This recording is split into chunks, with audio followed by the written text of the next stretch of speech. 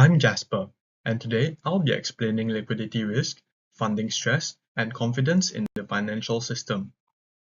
Here's an overview of what I'll be covering today. Liquidity risk is the risk that an institution cannot meet its financial obligations when they fall due without incurring unacceptable losses. Funding liquidity risk is when a firm cannot raise cash without paying unreasonable rates. Asset liquidity risk is when a firm cannot sell an asset without accepting large losses. During a crisis, banks may struggle with both raising new funding and selling assets at fair prices.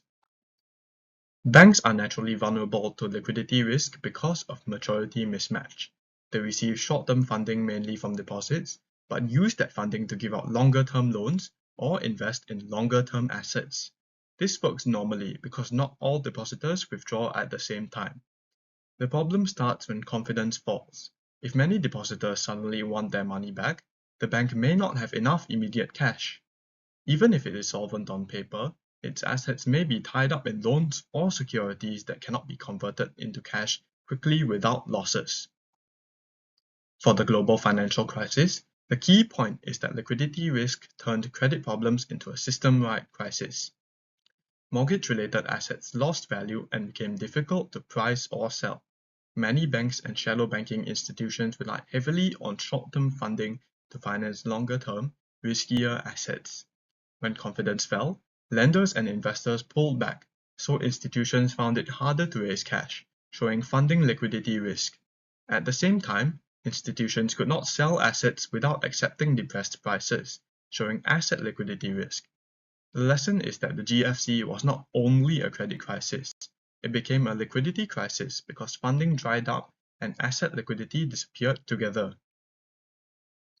Silicon Valley Bank is a recent example of how liquidity and funding stress can cause a bank to fall quickly. Its main problem was funding liquidity risk. SVB had many uninsured deposits from technology and startup clients, making it vulnerable once confidence weakened. At the same time, SVB held long-term securities that had fallen in value as interest rates rose. To raise cash, it sold about $21 billion worth of securities and recorded a $1.8 billion after-tax loss. This showed asset liquidity pressure because SVB could raise cash only by accepting losses. After the announcement, depositors rushed to withdraw funds. Digital banking and social media made the run faster because money and fear could move almost instantly. Around $42 billion left in one day, showing how quickly confidence loss can become bank failure. Credit Suisse shows how loss of confidence can create rapid liquidity problems. Unlike SVB, it was not mainly a sudden securities loss case. Its confidence problem built up over time through repeated scandals, major losses, weak risk management, and market rumors. By March 2023, clients, investors, and market participants had lost trust. This became a liquidity problem because clients withdrew funds, while counterparties became more cautious and restricted business with the bank. Swiss authorities had stated that Credit Suisse was still meeting capital and liquidity requirements, but this did not restore confidence whatsoever.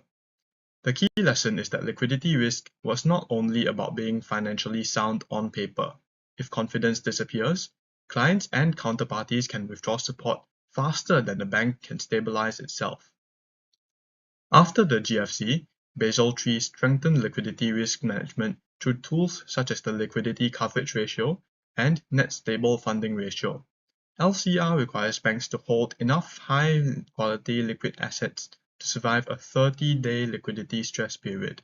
NSFR focuses on a longer horizon by encouraging banks to maintain more stable funding instead of relying too much on short-term wholesale funding. Stress testing also helps banks assess whether they can survive severe withdrawals, asset price falls, or funding disruptions. However, these tools are not foolproof. SVB showed that deposit outflows can happen much faster than a 30-day stress period, especially with digital banking, social media panic, and concentrated uninsured deposits.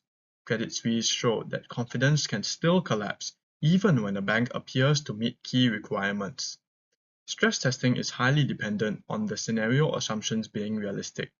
In SVB's case, the weakness was that deposit outflows from concentrated, uninsured clients happened much faster than traditional stress assumptions may have expected. Hence, my evaluation is that post-GFC liquidity tools are effective in improving resilience, but they cannot fully prevent crises driven by speed, concentration, and loss of confidence. To conclude, liquidity risk is dangerous because it links financial numbers with confidence. The GFC showed how credit problems can become system-wide liquidity stress. SVB showed how quickly funding liquidity can disappear during a modern bank run. Credit Suisse showed that confidence loss can create liquidity pressure even when a bank appears to meet key requirements. Post-GFC tools improve resilience, but they cannot fully prevent crises driven by speed, concentration, and loss of confidence. Thank you.